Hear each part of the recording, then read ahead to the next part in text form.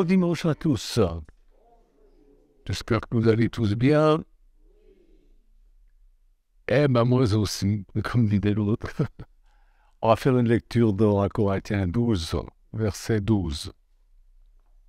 C'est l'apôtre Paul qui parle. Il dit en effet, comme le corps est un, parce que Paul il dit que nous sommes le corps de Christ. Actuellement sur la terre, nous sommes le corps de Christ. Et lui, il est la tête. En effet, comme le corps est un, tout en ayant une multitude de parties, et comme toutes les parties du corps, au dépit de leur multitude, ne sont qu'un seul corps, ainsi en est-il du Christ, car c'est dans un seul esprit que nous tous, soit juifs, soit grecs, soit esclaves, soit hommes libres, nous avons reçu le baptême pour appartenir à un seul corps, et nous avons tous été abreuvés d'un même et d'un seul esprit. Ainsi, le corps n'est pas une seule partie, mais une multitude. Si le pied disait « parce que je ne suis pas une main, je ne fais pas partie du corps », il n'en ferait pas moins partie du corps. Et si l'oreille disait « parce que je ne suis pas un œil, je ne fais pas partie du corps », elle n'en ferait pas moins partie du corps. Si tout le corps était l'œil, où serait l'ouïe? S'il était tout ouïe, où serait l'odorat? En fait, Dieu a placé chacune des parties dans le corps comme il l'a voulu. Si tous étaient une seule partie, où serait le corps? Maintenant donc, il y a une multitude de parties et un seul corps. L'œil ne veut pas dire à la main « je n'ai pas besoin de toi », ni la tête dire aux pieds « je n'ai pas besoin de vous ». Bien au contraire, les parties du corps qui paraissent les plus faibles sont nécessaires. Et celles que nous estimons les moins honorables du corps, nous les entourons d'un plus grand honneur. Ainsi, ce sont nos parties les moins décentes qui sont traitées avec le plus de décence, ainsi que celles qui sont décentes n'en ont pas besoin. En fait, Dieu a disposé le corps de manière à donner plus d'honneur à ce qui en manquait, pour qu'il n'y ait pas de division dans le corps, mais que toutes les parties du corps s'inquiètent de la même façon les unes des autres.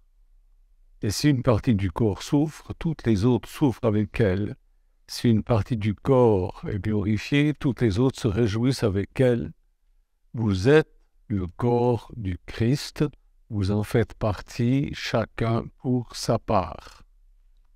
Amen. C'est une longue lecture, mais ça a une très grande valeur. Quand Jésus est venu sur la terre, l'Esprit de Dieu était en lui. Et d'une façon, l'Esprit de Dieu, c'est l'Esprit de Dieu. Il était aussi grand, aussi puissant que quand Jésus a commencé son ministère. C'était Dieu dans un homme, mais c'était qu'un bébé. C'était le corps d'un bébé qui empêchait l'Esprit de pouvoir se manifester. Et quand il a grandi, c'était qu'un enfant, puis c'était un adolescent, aux yeux des gens. Par contre, son esprit était grand et puissant, il était Dieu dans la chair, mais sa chair, son corps, n'était pas crédible aux yeux des gens. Bon, il a juste impressionné les pharisiens, les religieux dans le temple quand il avait 12 ans. Mais c'est un épisode tout à fait particulier. Dans la tradition juive, un enfant, à 13 ans, il a la majorité, il fait sa bar mitzvah, c'est-à-dire il est reconnu comme responsable de ses actes devant Dieu. À partir de 13 ans, il est adulte spirituellement, si vous voulez. Mais bon, il n'a pas toute la sagesse nécessaire, n'est-ce pas, pour devenir un rabbin. Et selon Lévitique 4, 34 à 35, vous lirez ça chez vous, il ne pouvait pas accomplir un service dans la tente de la rencontre, c'est-à-dire dans le temple, dans le tabernacle. Il ne pouvait pas avant l'âge de 30 ans. C'est pourquoi Jésus a commencé son ministère à l'âge de 30 ans. Il ne pouvait pas être considéré bibliquement comme un rabbin avant ses 30 ans.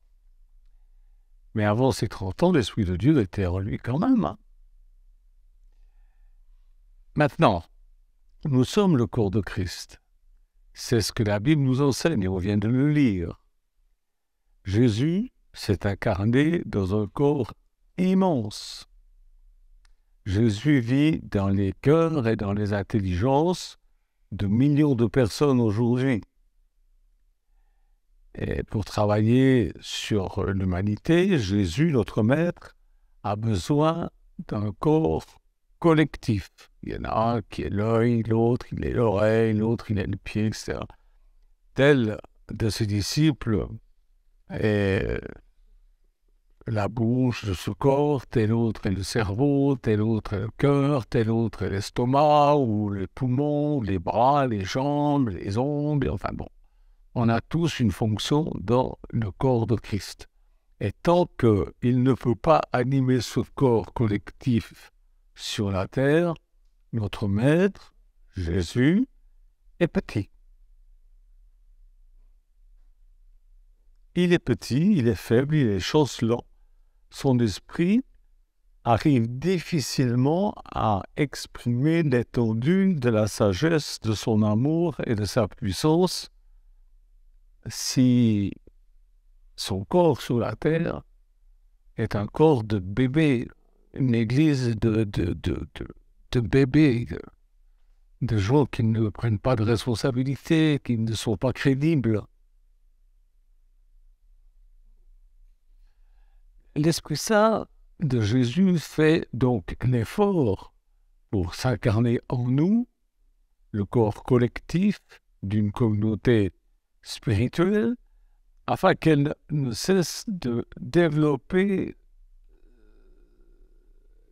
sa puissance et de l'exprimer de façon grandiose, qui frappe les gens, qui rendent un bon témoignage. Mais ce corps collectif doit, en retour, faire autant d'efforts pour permettre à l'Esprit du Maître, de Jésus, de se manifester en lui, par lui. Alors je vais vous dire une chose choquante. Au lieu de rester fixé sur le corps de Jésus sur la croix, comme beaucoup de chrétiens font, un disciple de Jésus doit avoir pour unique préoccupation de devenir un membre purifié et lumineux de ce corps collectif que Jésus cherche à animer sur cette terre. Il y a 2000 ans, Jésus a été crucifié, c'est un fait. Mais il est ressuscité et il veut vivre en nous par son esprit. Et c'est à nous de renforcer le corps de Christ pour que son esprit continue à travailler puissamment dans le monde. On va dire Ésaïe 53, verset 10. Ésaïe 53, verset 10, vous connaissez tous Ésaïe 53, c'est le passage où Ésaïe prophétise la mort de Jésus, ses douleurs, son sacrifice. Et au verset 10, il dit, le Seigneur a voulu l'écraser par la souffrance. Si tu as fait de lui un sacrifice de réparation, il verra une descendance, il prolongera ses jours, et la volonté du Seigneur se réalisera par lui. Et Jésus prolonge ses jours, parce qu'il est mort, il est ressuscité, et il est monté au ciel, il est la tête de son corps qui est sur la terre, et il prolonge ses jours au travers de nous.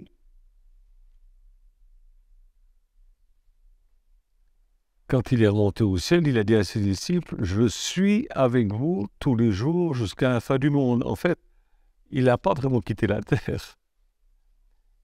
Il a quitté la terre physiquement, mais il vit toujours par nous, son corps, son Église. Malheureusement, ceux qui se disent chrétiens n'ont pas manifesté l'Esprit Saint de Jésus tout le temps. Et encore aujourd'hui, il y a des choses... Les chrétiens ont fait, par exemple, d'interminables guerres aux musulmans pour défendre le tombeau de Jésus. On appelle ça les croisades. Ne grattons pas trop pour savoir si c'était seulement le tombeau qu'ils cherchaient à défendre ou s'ils voulaient s'approprier cette terre, grattons pas trop. Ils avaient sans doute des buts un petit peu moins spirituels, n'est-ce pas? Pardon d'être méfiant, mais bon. Depuis 2000 ans, les chrétiens font des pèlerinages en Terre Sainte, mais la présence de Jésus n'imprègne plus ces lieux. Je ne dis pas que c'est mal d'y aller. Moi, je ne voulais pas y aller. Et un jour, on a reçu des visites, le frère et la sœur à l'avant, et puis ils nous ont dit qu'ils avaient déjà été 12 fois en Israël et que c'était merveilleux et tout, et il m'a demandé si on y avait déjà été, et j'ai dit non. Il me dit, mais pourquoi? Je dis, parce que moi, je gardais d'Israël mon image de l'Israël du temps de Jésus, ça m'embêterait de voir Jérusalem avec des paraboles sur les HLM, des voitures, des taxis, je n'ai pas envie.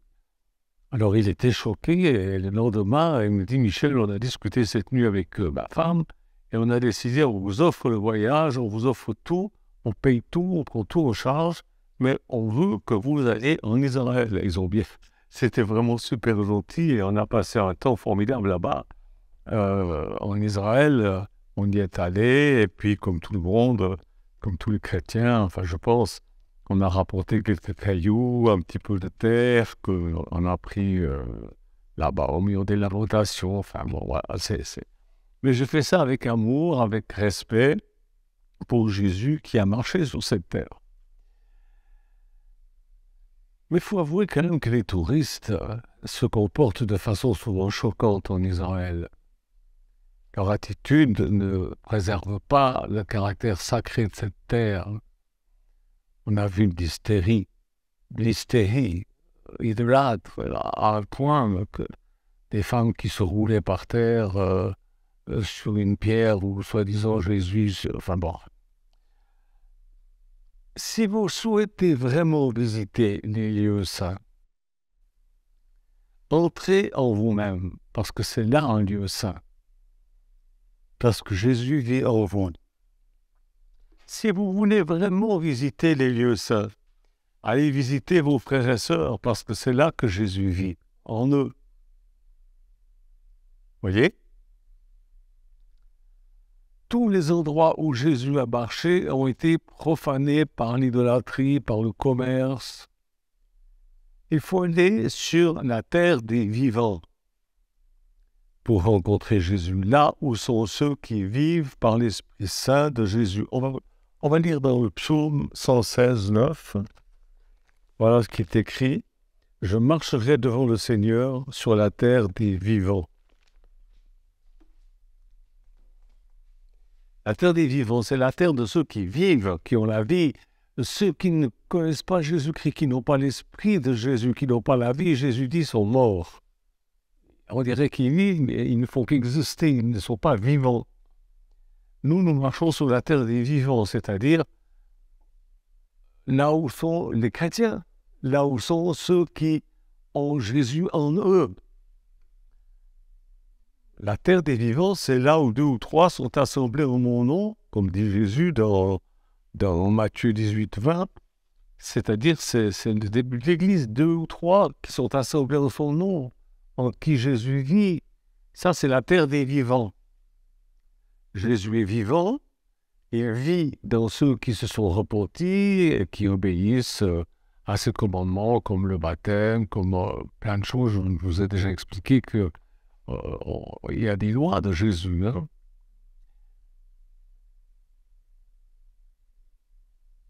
C'est par la terre des vivants que Jésus sauve. C'est par la terre des vivants que Jésus guérit, éclaire et guide tous ceux qui veulent suivre son chemin. J'aimais bien la phrase d'Osborne qui disait que Jésus n'a pas d'autre main que les vôtres, n'a pas d'autre sourire que le vôtre. Sur la terre des vivants, Jésus travaillait sur les intelligences humaines pour les remplir de sa lumière. Jésus, c'est vrai, est monté au ciel et s'est assis sur son trône, c'est-à-dire qu'il règne. Sur quoi? Sur la terre. dans l'univers entier, mais en particulier sur la Terre. Car sur la Terre, nous avons des antennes, en quelque sorte, qui sont branchées sur le ciel, sur Jésus. Nous prions, nous sommes en communion avec lui. Le quartier général de Jésus, il est sur la terre, c'est son corps, son église, sa vraie église, hein, pas tout ce qui se prête. C'est pas tout ce qui se prétend l'église de Jésus-Christ qui est l'église de Jésus-Christ. L'église de Jésus-Christ, c'est celle qui se conforme à la volonté écrite dans la Bible. Si dans votre église on fait des choses qui sont contraires à ce qui est dans la Bible, c'est pas vraiment l'église, ou alors c'est une pauvre église, quoi. Il faut. Donc, pour retrouver Jésus, il faut s'élever jusqu'à ceux qui sont membres de son église et communier avec eux.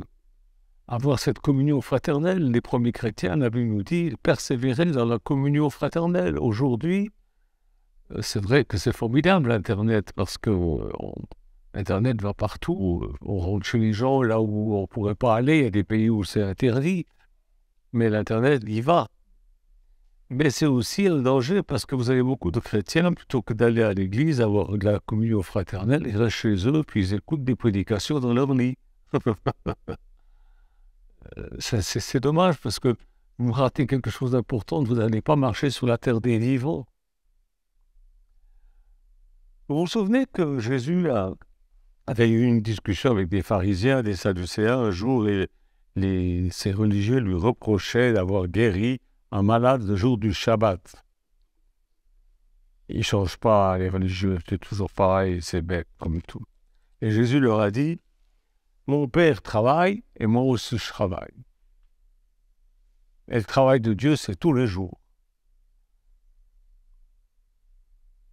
C'est tout le temps, il ne s'arrête pas.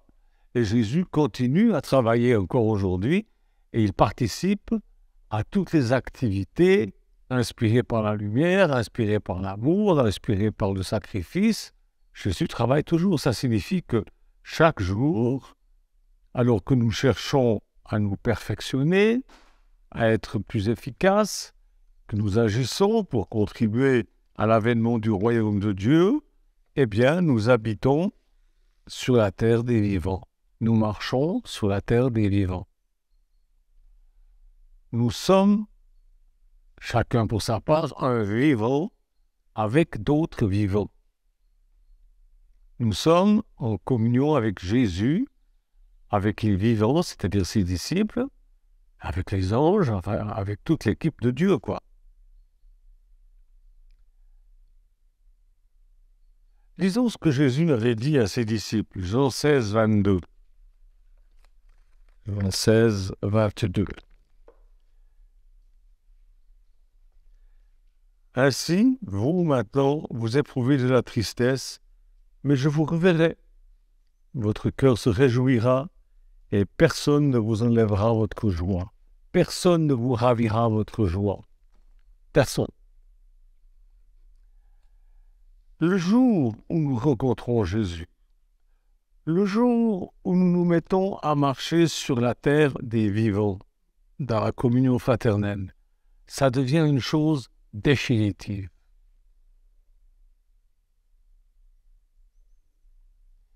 Et c'est pourquoi Jésus dit « Nul ne vous ravira votre joie ».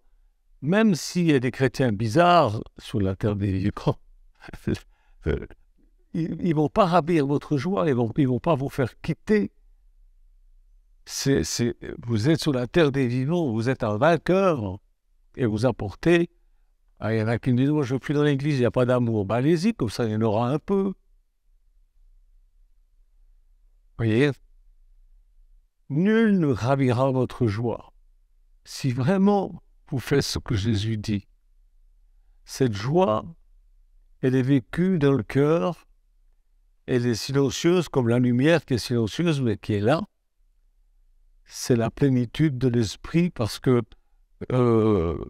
moi j'ai certains dons, mais Michaud en a d'autres, Philippe en a d'autres, tout le monde ici, les musiciens, ceux qui font les travaux à la cuisine ou sur le terrain. On a tous des dons. Mais la plénitude n'existe que quand le corps est réuni, quand on est sur la terre des vivants, avec les vivants, en communion avec les vivants. Et cette plénitude, elle est indestructible, parce que Jésus veille dessus. Alors vous me direz, ah bon, alors Jésus veille pas sur moi parce que je suis tout seul. Bien sûr, Jésus veille sur vous et vous aime, mais ça lui fait de la peine de voir que vous n'avez pas compris qu'il est absolument indispensable de marcher sur la terre des vivants, d'avoir la communion avec le corps de Christ. Tu es peut-être un genou dans le corps de Christ, mais tu n'as pas le droit de dire « Non, non, moi je n'ai pas de communion avec le coude parce que on n'a pas grand-chose en commun. Non, moi ça m'embête. Je suis le genou, et puis je ne peux pas parler comme la bouche qui parle tout le temps. Moi je veux pouvoir parler, je suis qu'un genou, alors non, je ne veux pas fréquenter ces gens. Ils ne sont pas comme moi. Non, tu dois.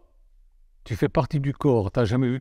Et tu t'imagines tout d'un coup ton nez fout le camp et dit « Oh ben non, mais j'en ai marre d'être au milieu de la figure, là, je veux plus. » Et là, il faut être cohérent, mes frères et sœurs. Il faut être biblique. Que Dieu vous bénisse. Au revoir.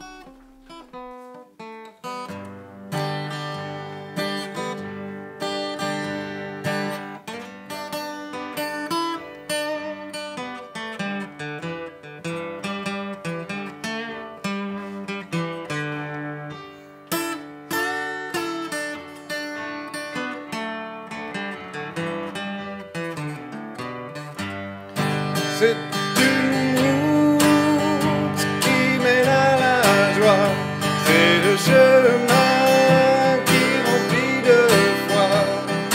Sans aucun doute, je marche à grands pas, qui mène à la paix du roi des rois. C'est une route qui mène à la joie, c'est le chemin qui remplit de foi. Sans aucun doute, je marche à grands pas, qui mène à la paix du roi des rois. L'habitude n'effacera pas mes rêves, la certitude me gagne et me relève. L'amour me donne la foi du vrai. Jésus dirige mes actions de paix. C'est une route qui mène à la joie, c'est le chemin qui remplit de foi. Sans aucun doute, je marche à grands pas, qui mène à la paix du roi des rois. C'est une route qui mène à la joie, c'est le chemin qui remplit de foi. Sans aucun doute, je marche à grands pas, qui mène à la paix du roi des rois. Voici la marche que je suis chaque jour. Ma seule religion, oui, c'est l'amour. L'amour de Jésus pour moi. L'amour qui a été jusqu'à la croix. C'est une route qui mène à la joie, c'est le chemin qui remplit de foi. Sans aucun doute, je marche à grands pas, qui mène à la paix du roi des rois. Qui mène à la paix du roi des rois. Qui mène à la paix du roi des rois.